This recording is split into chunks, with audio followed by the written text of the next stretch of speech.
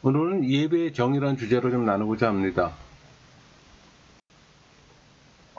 우리 요한복음 4장 20절에서 24절 이 말씀은 신약 성경에서 예배라는 주제를 다룬 가장 중요한 구절이에요. 그래서 이 구절의 그 진리를 좀 이해해야 합니다. 내용은 사마리아 여인과 예수님과의 대화예요. 같이 볼까요? 우리 조상들은 이 산에서 예배하였는데 당신들의 말은 예배할 곳이 예루살렘에 있다 하더이다. 예수께서 이르시되 여자여 내 말을 믿으라. 이 산에서도 말고 예루살렘에서도 말고 너희가 하나 아버지께 예배할 때가 이르리라. 너희는 알지 못하는 것을 예배하고 우리는 아는 것을 예배하노니 이는 구원이 유대인에게서 날미라. 아버지께 참되게 예배하는 자들은 영과 진리로 예배할 때가 오나니 곧 이때라. 아버지께서는 자기에게 이렇게 예배하는 자들을 찾으시느니라. 하나님 영이시니 예배하는 자가 영과 진리로 예배할지니라. 본문에서 예배라는 단어가 10번 나옵니다.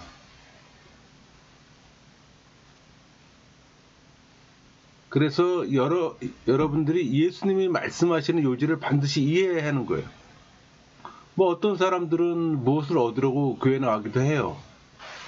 그러나 그건 근본적으로 잘못된 생각이에요. 우리는 하나님께 예배하러 교회에 가는데 예배는 드림으로서 이루어지는 것이지 받는 것이 아니에요. 하나님께 무엇인가 드리러 가는 것이지 그분께로부터 무엇을 받으러 나가는 것이 아니라는 겁니다. 물론 그분의 이름에 합당한 찬양을 드리면 그분의 또 은혜의 손길을 느끼게 될 겁니다. 우리 사도행전 20장 35절 주 예수께서 친히 말씀하신 바 주는 것이 받는 것보다 복이 있다 하심을 기억하여야 할지니라. 예수님께서는 주는 것이 받는 것보다 복이 있다고 말씀하셨잖아요. 드리는 것이 복이에요. 예배는 하나님께 드리는 것이지 받는 것이 아니라는 겁니다. 그럼 예배란 뭘까요? 잘 알려진 정의는 예배는 자기보다 높은 존재에게 돌리는 존경심이에요. 그것은 더 높은 존재에게 경의, 존경, 숭배, 찬양, 찬사, 영광 드리는 걸 의미하는 겁니다. 성경에서 예배란 단어는 우상이나 참 하나님께 돌려진 존경심을 언급하는 데 구별 없이 사용됐어요. 따라서 그 단어 자체가 거룩한 건 아니에요. 다만 그 단어는 자기보다 높은 존재에게 드려진 경의를 나타낼 뿐이에요. 우리 신약 성경은 헬라어로 쓰여졌잖아요.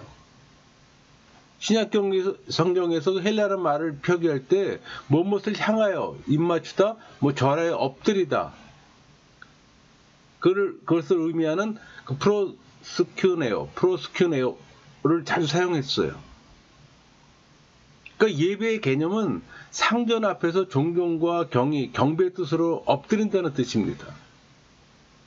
우리는 기독교적 맥락에서 이 단어를 하나님께 적용할 수가 있는 거예요. 우리는 하나님 앞에서 존경의 뜻으로 그분 앞에 엎드려 그분의 절대적 속성에 합당한 영광을 돌리는 겁니다. 그렇다면 예배는 본질적으로 드리는 겁니다. 그것이 그리스도인이 주일에 함께 모이는 이유이기도 해요. 우리는 하나님께 영광을 돌리려고 모인 거예요. 설교와 성가대는 우리 마음에 하나님께 영광을 돌리고자 하는 열망을 일으키는 자극이에요. 여러분이 무엇인가를 얻기 위해서, 예컨대 축복을 받기 위해서 교회에 나간다면 동기부터가 잘못된 겁니다. 우리의 초점은 하나님으로부터 무엇을 받는 것이 아니라 하나님께 드린다는 것에 맞춰져야 하는 거예요. 예배는 하나님께 드리는 타는듯 열망이며 또 그것은 우리의 마음의 태도와 소유를 드리는 것까지 포함하는 겁니다. 하나님께 드리는 것으로 예배의 개념에 대해 이해를 한번 들어볼게요. 우리 출애굽기 30장에서 38절까지 여호와께서 모세에게 이르시되 너는 소합향과 나감향과 풍자향의 향품을 가져다가 그 향품을 유향에 섞되 각기 같은 분량으로 하고 그것으로 향을 만들 때 향 만드는 법대로 만들고 그것에 소금을 쳐서 성결하게 하고 그 향 얼마를 곱게 찌어 내가 너와 만날 회마가 증거계 앞에 두라. 이 향은 너희에게 지극히 거룩하니라. 내가 여호와를 위하여 만들 향은 거룩한 것이니 너희를 위하여는 그 방법대로 만들지 말라. 냄새를 맡으려고 이 같은 것을 만드는 모든 자는 그 백성 중에서 끊어지리라. 예배에 대해서 잘 묘사하고 있습니다. 하나님 성막 예배에 대해서 많은 지시를 하시잖아요. 이 지시하는 것들 중 많은 것은 상징적인 것으로 가치를 지녀요. 그러니까 교육적인 도구로 사용되는 겁니다. 그러니까 여기에 묘사된 것들 중에 한 가지가 예배에 있어서 놀라운 통찰력을 우리에게 제공해줘요. 그러니까 실제로 향긋한 냄새가 나는 향은 성막 안에서만 사용돼야 하는 겁니다. 왜냐하면 그것은 거룩하기 때문에. 우리 37절, 38절 잘 증거하잖아요.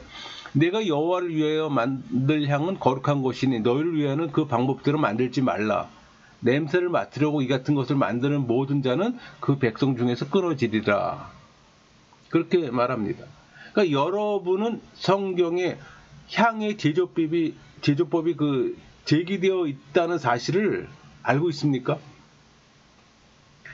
여러분, 향은 가장 좋은 향기를 내겠지만 사람들이 자기들을 위해서 향을 만들면 목숨을 잃게 될 거라고 말씀하셨어요. 그렇다면 여기서 말하고자 하는 바가 뭘까 질문할 수 있잖아요. 그것은 하나님만을 위해 만들어진 향이 있다는 겁니다. 이 향이 올라갈 때 그것은 하나님께로만 올라가는 독특한 겁니다. 그러니까 예배란 개인의 마음에서 바로 하나님께로 올라가는 구별된 거룩한 행위임을 보여주는 모습이에요. 그러니까 성막에서 향의 향기가 하나님의 코로 올라갈 때 그것은 예배를 의미하는 거예요. 우리 요한복음 12장에 또 하나의 향기로운 예물이 예배로서 드려집니다. 12장 1절에서 3절 말씀 볼까요? 6월절 엿새 전에 예수께서 베다니에 이르시니 이곳은 예수께서 죽은 자 가운데서 살리신 나사로가 있는 곳이라. 거기서 예수를 위하여 잔치할새 마르다는 일을 하고 나사로는 예수와 함께 앉은 자 중에 있더라. 마리아는 지극히 비싼 향유 곧 순전한 나드향근을 가져다가 예수의 발에 붓고 자기 머리털로 그의 발을 닦으니 향유 냄새가 집에 가득하더라. 그러니까 하나의 향기로운 예물이 예배로 드려지는 거예요. 그러니까 인간의 형태로 살아계신 하나님, 즉 예수님께 그것이 드려졌어요. 그러니까 마리아는 먼지가 묻어있는 예수님의 발을 씻기 위해 그녀의 영광인 머리털을 사용했어요. 마리아는 물을 사용하지 않고 값비싼 향유를 사용했던 겁니다. 그것이 바로 예배의 본질이에요. 예배는 자기를 낮추는 것이며 드림에 있어서 아낌이 없는 겁니다. 또 유다는 마리아가 향유를 갖고서 한 일을 보고는 12장 5절 말하잖아요. 이 향유를 어찌하여 300데나리온에 팔아 가난한 자들에게 주지 아니하였느냐. 12장 6절 보세요. 이렇게 말하면 가난한 자들을 생각함이 아니요 그는 도둑이라 돈귀를 맞고 거기 넣는 것을 훔쳐가미로라. 유다가 정말로 가난한 자들을 생각한 것이 아니라는 겁니다. 그 돈은 자기를 위해 필요했기 때문에 지금 말해주는 거예요. 그래서 예수님께서는 그 12장 7절 8절 보세요. 예수께서 이르시되 그가 가만두어 나의 장래할 날을 위하여 그것을 간직하게 하라. 가난한 자들은 항상 너희와 함께 있거니와 나는 항상 있지 아니하리라 하시니라. 이렇게 말씀하셨어요. 다른 말로 하면 예배를 하는 것이 구제하는 것보다 낫다는 겁니다. 그러니까 어떤 사람이든 간에 사람에게 주는 것보다 하나님께 드리는 것이 훨씬 더 중요해요. 그렇다고 뭐 형제에게 주는 것이 중요하지 않다고 말하는 건 아니에요. 하나님께 드리는 것이 더 중요하다고 지금 말하고 있는 겁니다.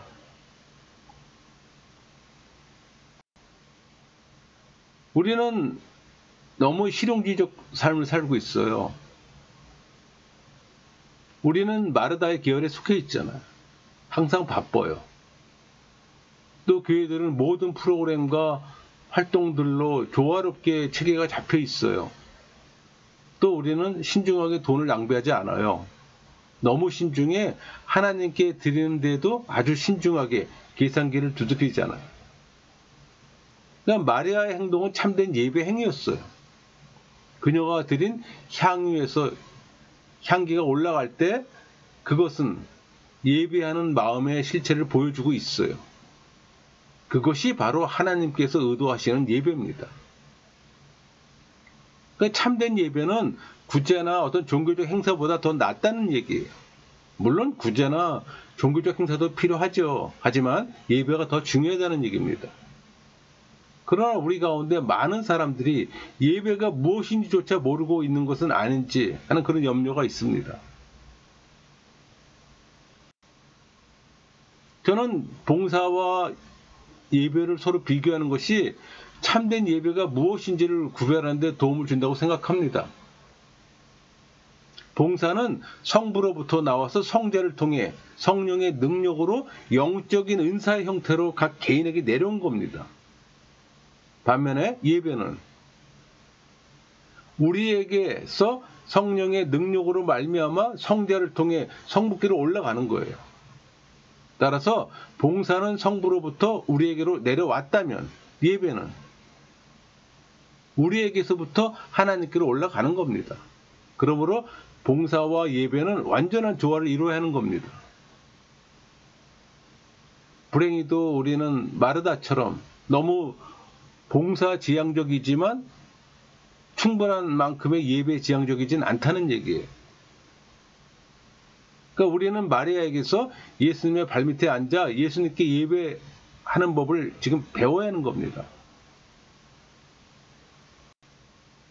그럼 자신에게 한번 질문해 보세요.